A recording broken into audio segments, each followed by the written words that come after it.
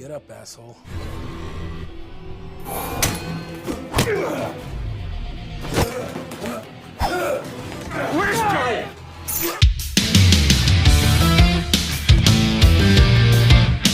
Halo Sobat Film, bertemu lagi bersama saya yang akan kembali membahas sebuah alur cerita film action menarik yang pastinya akan sangat seru untuk kalian tonton. Dan film yang akan kita bahas kali ini berjudul Daripada Penasaran, bagaimana kalau kita langsung saja ke TKP.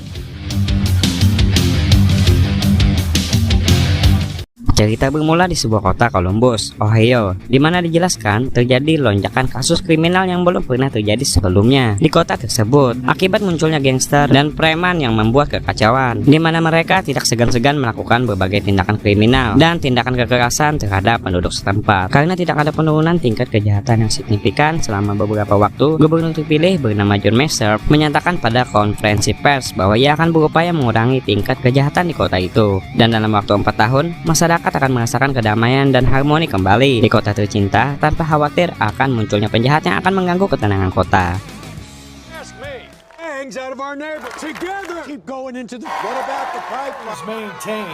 Di sisi lain, seorang wanita bernama Vivian Hill ditampilkan sedang menuju bandara untuk menjemput suaminya yang bernama Stanley Hill yang baru saja kembali dari California setelah mengikuti wawancara kerja untuk mengelola sebuah pabrik.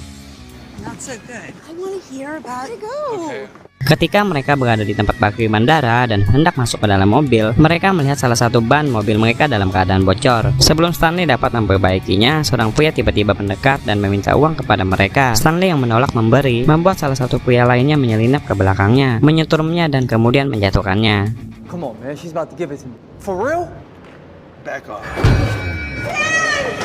Pria yang meminta uang dijelaskan bernama Charlie, kemudian secara nekat malah menikam Vivian hingga tewas seketika, dengan tujuan agar lebih mudah mengambil dompet wanita tersebut. Sedangkan Stanley yang terbaring tak berdaya di tanah hanya bisa melihat istrinya telah meninggoy, dengan pelakunya yang kini telah melarikan diri.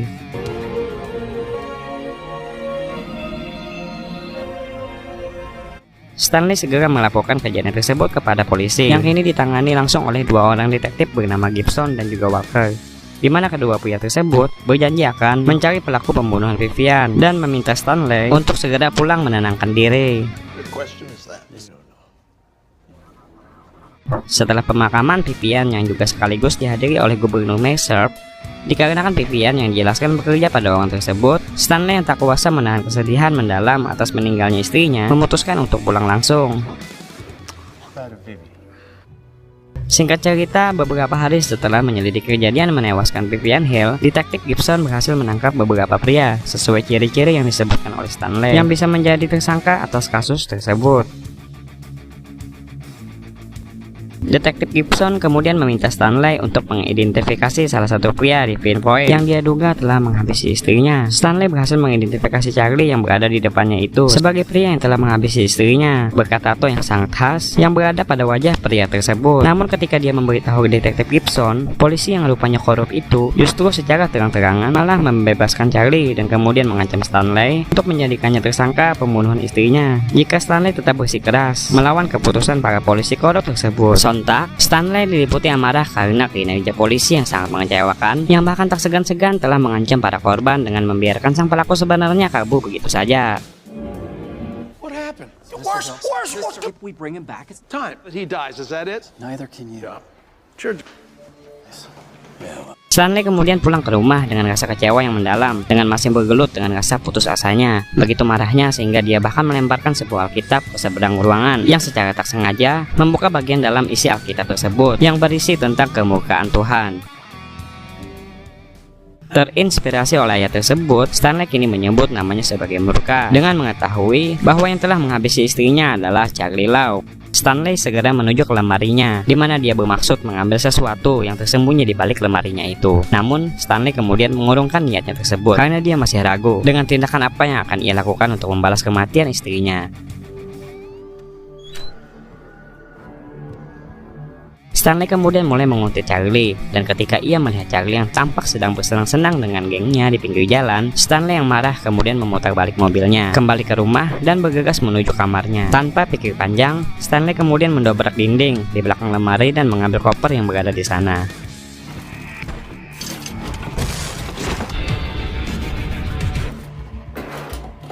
Terlihat kopernya tersebut berisi beberapa paspor, mata uang asing dan juga beberapa senjata.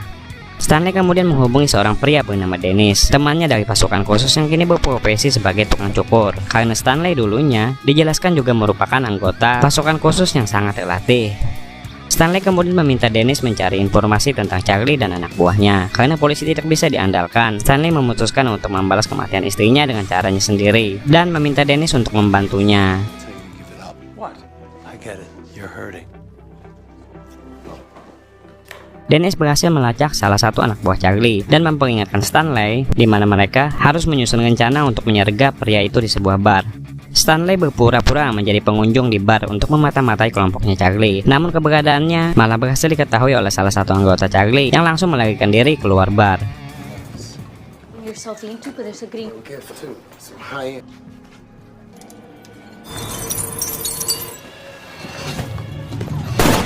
Pada saat Stanley mengejarnya, mengira pria itu telah melarikan diri, pria itu tiba-tiba muncul di belakang Stanley dan mendorongkan pistol ke arahnya. Namun pria tersebut tidak mengetahui bahwa Stanley adalah mantan anggota pasukan khusus, sehingga ia dapat dengan mudah membalikkan keadaan. Yang mana Stanley kini mengancam pria tersebut untuk mengungkap lokasi keberadaan Charlie. Dennis kemudian muncul dan mengamankan situasi. Ketika pria itu terbaring sekarat karena disiksa oleh Stanley, dia mengisyaratkan bahwa pembunuhan Vivian lebih dari sekedar perampokan. Karena pria tersebut tidak mau membuka mulut lebih jauh untuk memberitahu keberadaan Charlie, Stanley dan Dennis pun akhirnya menghabisi pria tersebut. Namun, tanpa sepengetahuan Stanley dan Dennis, ternyata salah satu kelompoknya Charlie mengetahui apa yang mereka lakukan dan mengambil fotonya secara diam-diam. Not one friggin' boom. This type of work. Pria itu pun segera melaporkan kejadian itu kepada atasannya yang tak lain adalah seorang gembong kejahatan yang menjadi dalang dari semua kejahatan yang terjadi di kota tersebut, bernama Lemmy Kai. Shit, man.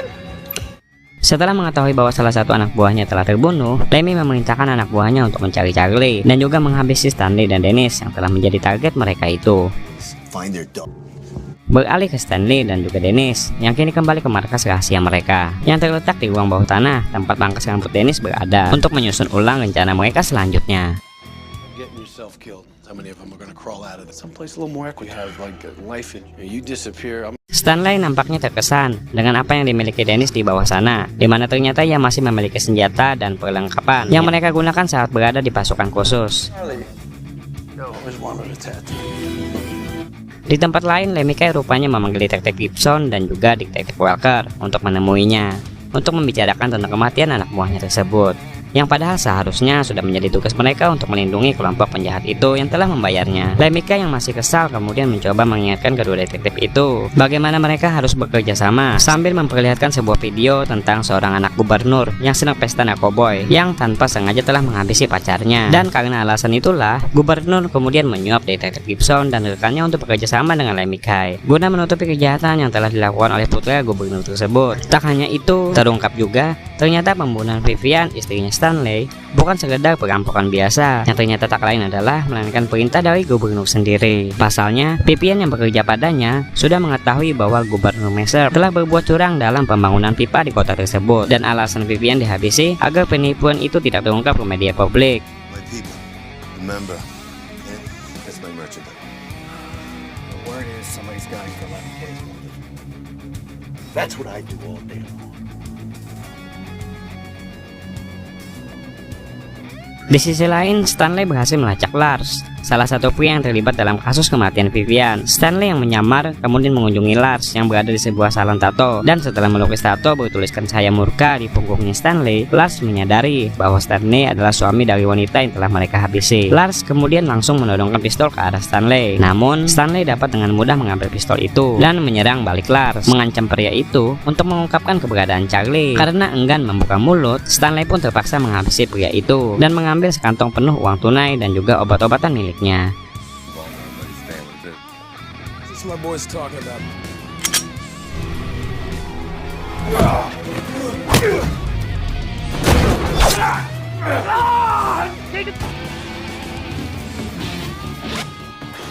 Yeah, I know. 3 assholes just 3 decades. Di saat yang sama, Charlie dan beberapa krunya berhasil menemukan keberadaan Dennis dan menyerangnya di tempat pangkas rambutnya. Beruntung, Dennis mampu menghabisi anak buah Charlie dengan kemampuan bertarung yang telah dimilikinya. Meskipun pada akhirnya Charlie terlihat berhasil melarikan diri. Who's that? That's a nice tattoo. Fine. Really hurt. Pada suatu malam, Stanley teringat kenangan indah bersama istrinya yang selalu setia menemaninya. Meski tak memiliki pekerjaan tetap setelah pensiun dari pasukan khusus. Oleh karena itu, Stanley pun bertekad untuk membalas kematian istrinya dengan cara apapun.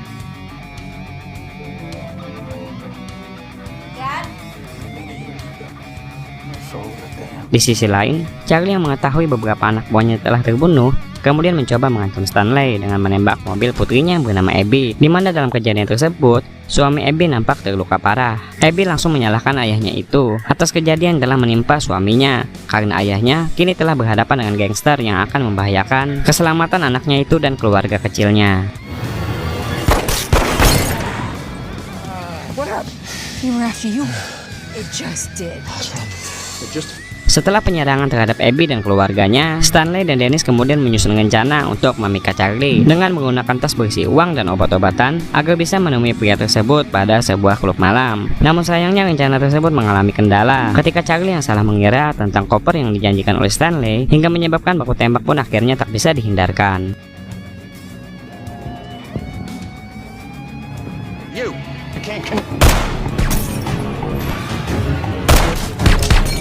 Dan setelah membunuh seluruh anak buah Charlie, Stanley kemudian langsung menyudutkan Charlie yang kini sudah tak berdaya itu. Dan sebelum menghabisinya, Charlie akhirnya mengaku kepada Stanley bahwa dirinya hanya diperintahkan oleh bosnya yaitu Lemmy Kay untuk menghabisi istrinya itu. Pasalnya Lemmy Kay menganggap istrinya Stanley terlalu mencampuri urusan semua bisnis yang dijalankannya, beserta kejahatan yang telah dilakukannya bersama anak buahnya, yang mana padahal mereka selalu kebal hukum.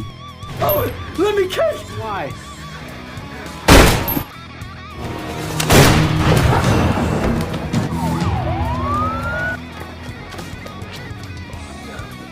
Sementara itu di tempat lain, Lemmy Kay dan anak buahnya akhirnya berhasil melacak keberadaan Abby dan putra kecilnya yang kemudian langsung mereka sandera. Namun, tidak lama kemudian Stanley dan Dennis yang diminta untuk tiba di sana dengan cepat langsung menghabisi semua anak buah Lemmy Kay.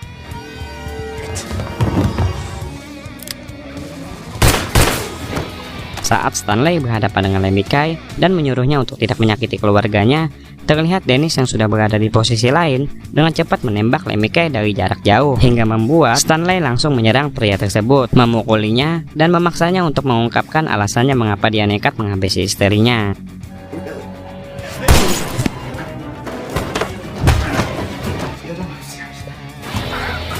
Lemmy Kay kemudian mengungkapkan bahwa dia memerintahkan anak buahnya untuk membunuh Vivian Hill atas perintah Gubernur Messer, yang tidak lain adalah bos Vivian, yang tidak ingin bukti kecurangan dan keterlibatannya dengan gangster kota akan terungkap ke publik. Sebelum Lemmy Kay dapat mengungkapkan lebih banyak tentang keburukan Gubernur, Detektif Gibson tiba-tiba muncul dan mengeksekusi Lemmy Kay hingga meninggoy. Tak hanya itu, Detektif Walker yang juga tiba kemudian mendorongkan pistolnya ke arah Stanley. Namun Dennis yang begitu epik juga muncul di saat yang tepat dengan langsung melumpuhkan kedua detektif yang korup itu. Di bawah ancaman Stanley, Detektif Gibson kemudian menjelaskan bahwa Lemmy Kay telah memeras gubernur dengan sebuah rekaman video kejahatan yang telah dilakukan putra gubernur, sehingga sang gubernur terpaksa meminta polisi bekerja sama dengan Lemmy Kay untuk menutupi aib putranya itu. Dan sebagai balasannya, polisi dilarang memenjarakan Lemmy dan seluruh anak buahnya, meskipun telah melakukan serangkaian kejahatan yang telah membahayakan banyak nyawa orang. Sebagai bagian dari kesepakatan, Lemmy setuju untuk melakukan pekerjaan kotor atas perintah gubernur, seperti menghabisi istrinya Stanley.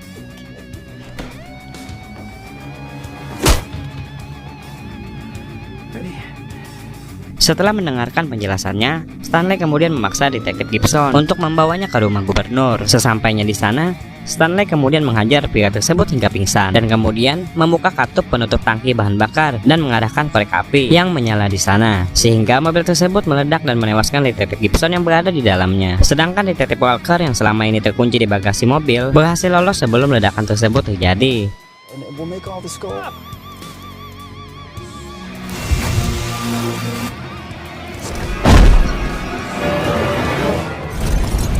Di sisi lain, Stanley berhasil menyusup ke rumah gubernur dan menghabisi para penjaga, hingga pada akhirnya berhadapan langsung dengan gubernur, yang akhirnya mengakui perbuatannya, yang pada saat itu berencana ingin menghabisi Stanley yang berhasil dia tahan, agar kasusnya berhasil tertutup. Namun yang terjadi, Stanley akhirnya malah berhasil mengembalikan keadaan dengan menikam sang gubernur hingga kemudian mengkoikannya. Black that my wife killed. But then I learned the way the world. Sure.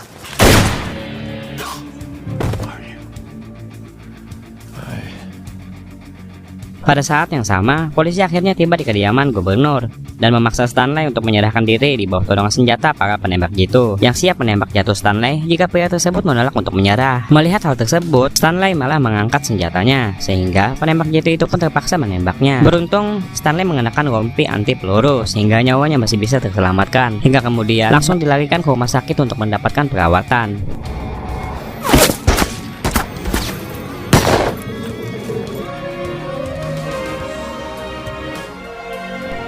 Setelah kejadian yang menimpa ayahnya, Abby kemudian mengetahui bahwa dia tidak akan bisa bertemu ayahnya lagi karena ayahnya akan segera dipindahkan ke tempat lain untuk menjalani persidangan atas semua yang dilakukannya terhadap sebuah mobil van yang membuat seorang detektif meninggal. Oleh karena itu, Abby pun nekat menerobos masuk ke ruang perawatan Stanley demi menemui ayahnya untuk memberikan sebuah pelukan perpisahan serta mengatakan bahwa ia sangat mencintai ayahnya itu.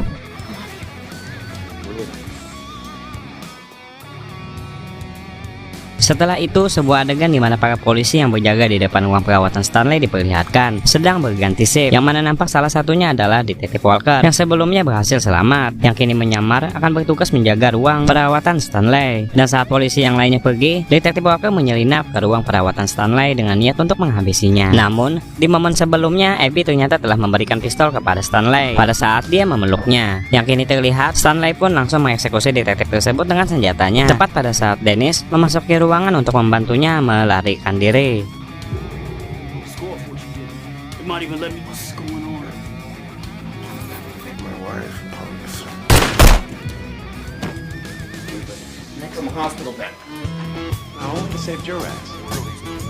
Beberapa hari kemudian, terlihat Abby yang kini kembali bersama keluarganya menerima sebuah kartu pos dari Sao Paulo, Brasil yang memberi pertanda tentang keberadaan ayahnya tersebut yang kini terlihat baik-baik saja. Film pun akhirnya selesai, benar-benar ending yang begitu mengagumkan. My heart is with you.